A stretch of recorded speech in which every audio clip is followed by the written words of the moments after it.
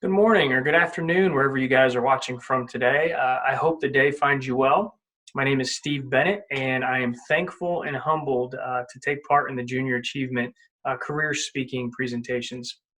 My hope is that you walk away from my presentation with some good information on maybe some non-traditional career paths, because by all means, all three of mine have not been traditional.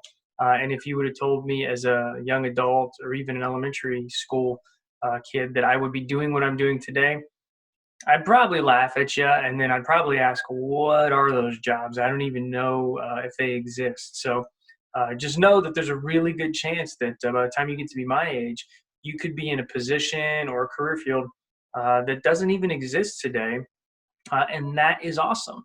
That's exciting to know that once again we're evolving, and just jobs and careers are going so many different ways that you've got opportunities in places that we didn't even know. So I'm going to share my screen with you because it's a lot cooler to see a presentation than to just listen to some old guy speak. So without further ado, let's get into the presentation a little bit, guys. So once again, my name is Steve Bennett. I am the current Director of Continuous Improvement and Transformation for Parkview Health. The first thing you should say is, what is that? And like I had already alluded to, as a kid, I would have said the same thing. I have no idea what that means. And literally, as a kid, you couldn't have told me I would be doing this thing. I probably would have just laughed at you. So it's probably worth exploring. How did I get there? So I really have three jobs and three career paths. So on the Parkview Health side, sure, I'm the Continuous Improvement Transformation Director. I had received some education to get to that point, but also I had done learning and development for the better half of 17 years now, both for the military, but then also were some professional companies like Lincoln Financial and Medical Protective Group, or MedPro Group, here in Fort Wayne. So those really set me up for success. That, along with my actual school from Indiana University and California Coast University, and we'll talk about that in a minute.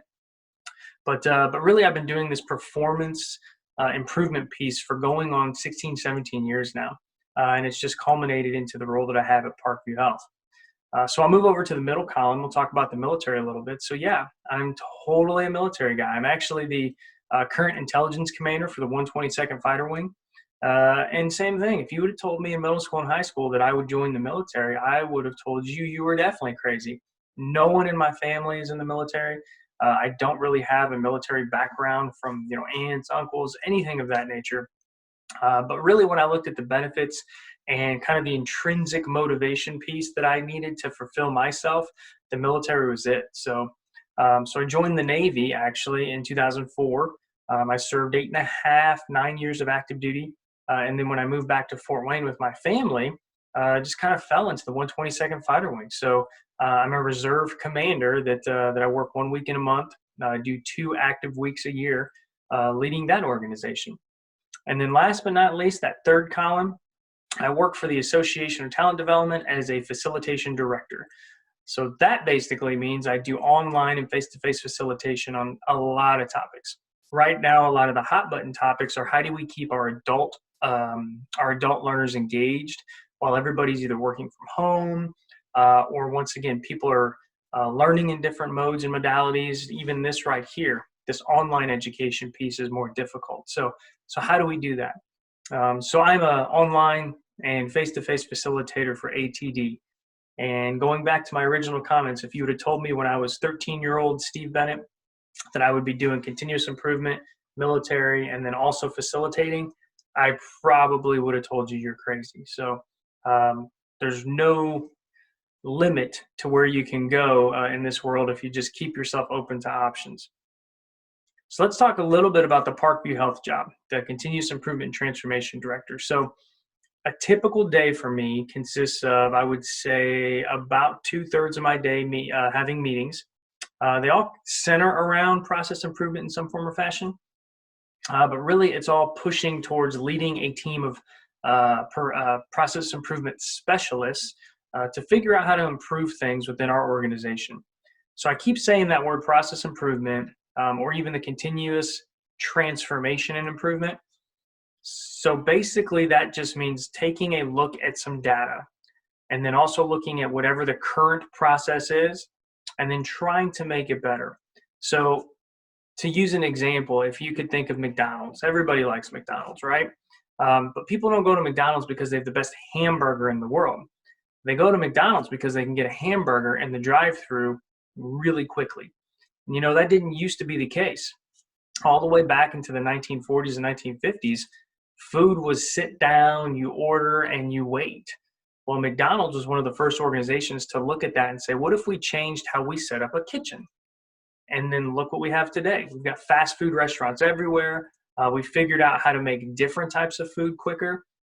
That's process improvement. So what my team does is that they look at some hospital or healthcare data piece, and whatever the current process is, we have some certain tools that we use to show that, hey, maybe we could improve this somehow. When the decision is made by the stakeholder or by the organization that actually supports that initiative, that leader says, yes, this is the thing we're going to do. Well, then we help them educate.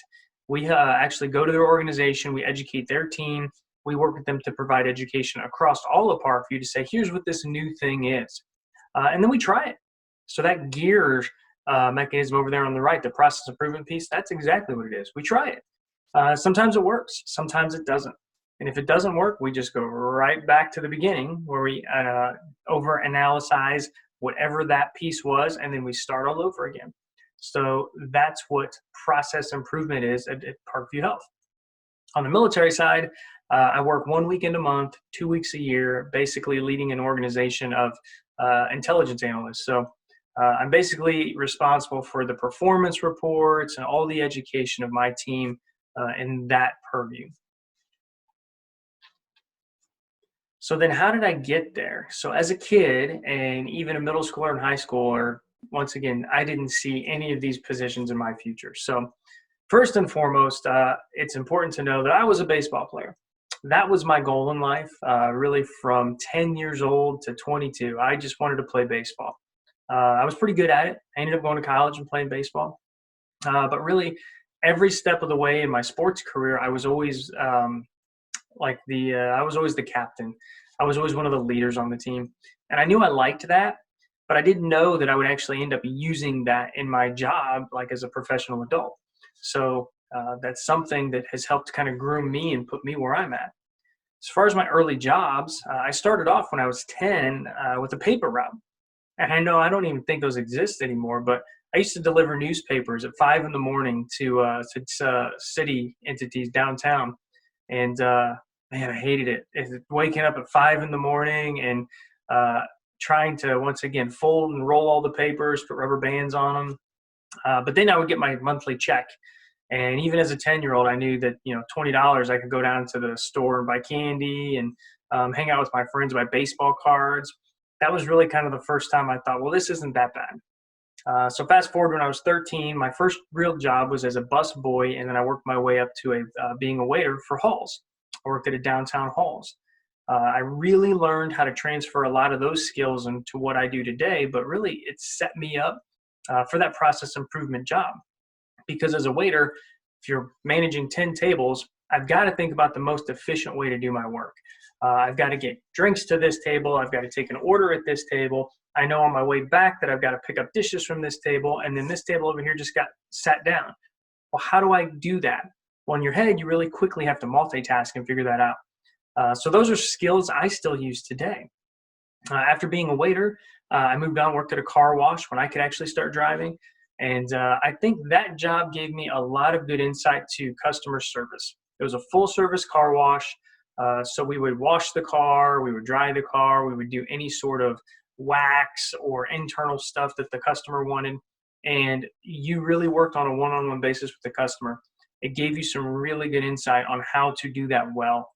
And then my last job that I had in high school was working for Gordon's Food Service, just stocking shelves, stocking the fridge, the freezer, running the cash register, pretty much anything they needed me to do. And that really gave me a little bit of business acumen. Just looking at the end of an aisle in a store. So if you go to Walmart, that marketing piece, how do we decide what to sell to customers? the price points of those items, those things started to interest me even in high school. So uh, I kind of had that good foundation of customer service and business acumen even before I went to college. So then you can see all the way over to the right, I went to Indiana University. Woohoo! IU. So yeah, I attended Indiana University both in Bloomington and Fort Wayne, and I was really concerned about baseball. That was my thing, and school really was secondary. Well, it was after about my first year where I decided, I really need to start getting into this, taking it a little bit more seriously, really picking a major. And I took a couple courses that were just electives, but one of them really piqued my interest, and it was a criminology class. So the thinking and reasoning why people commit crime. And then really that led over into criminal justice. So my undergrad was criminology and criminal justice, and I loved it. I thought it was great. But when it came time to graduate, I didn't want to stay around Fort Wayne. I wanted to get out. I wanted to go see the world, change things, do something on a bigger scale. So that's when I joined the Navy. I joined the Navy in 2004. And once again, I was looking at maybe being something in the FBI, CIA, doing something on that national scale. And just kind of as you grow and you end up having a family, I realized that that might not be the best option for my family. I was already away quite a bit in the Navy with my deployments and everything of that nature that I didn't really want to do the same for my civilian job. So fast forward to a couple years later, I attended California Coast University and I actually got 2 graduate degrees. My first one was clinical psychology. So I have my master's of science in clinical psychology because that kind of aligned with the criminal justice thing, the thinking and reasoning behind why people do things that they do. That interests me. And then as I was transitioning out of the Navy, I actually got my MBA, my Master's Business Association. My Master's of Business Administration with a focus on management.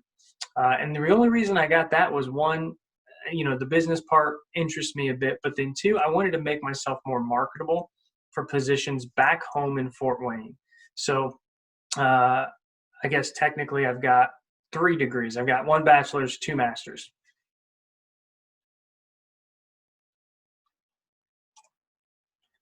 So that's how I got to my position today, really in a ransackled sort of way.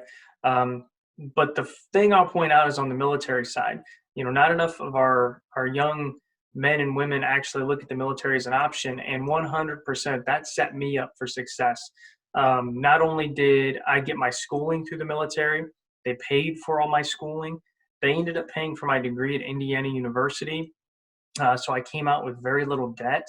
I've got to travel the world. I've been to at least 80 countries. And it's just something that I would never, ever trade in.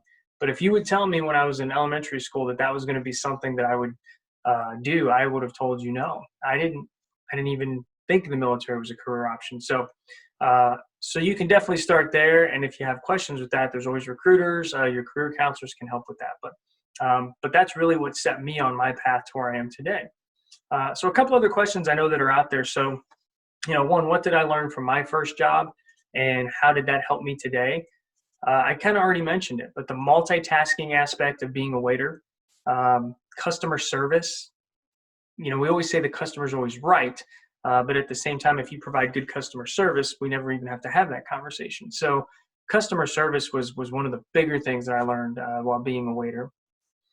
I kind of talked about my education a little bit, and I'll say that there was a few jobs that I got kind of in middle management that the only reason I got it was because I had I had an MBA. I had my master's in management. So if I didn't have that, I don't think that I would have worked at an engineering and manufacturing company because there's nothing in my background that was engineering or manufacturing.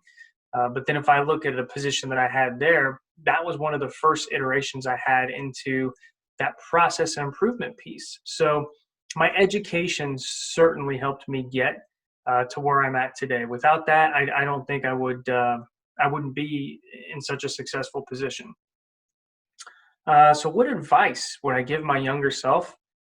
That is a really good one because as I've already mentioned, I think my younger self might have even laughed at my older self, especially since I used to have hair when I was a kid. I had a lot of hair. But no, seriously, I think I would say that experience matters. So I know I just said school was such a good and important thing, and it is. It once again will help you get to places that you didn't know were there. But experience matters too. I didn't do any internships. I didn't do any sort of career days or anything like that when I was in middle school and high school. And looking back at it, and even now in today's world, experience matters. So just because you don't have the degree also doesn't mean that you can't do the job. So doing internships, attending those career fairs, putting yourself in positions to get jobs, anything that you can to learn is going to help you in your professional career. Places that people don't think about, church, volunteering, even though those aren't paid positions, you still get experience working in those. So I highly recommend that. The more that you can work and show that you can do a job, once again, a lot of employers now are looking at, can you do the job, not necessarily do you have the education. And I guess really the best follow up to all this is what resources are out there if you need any.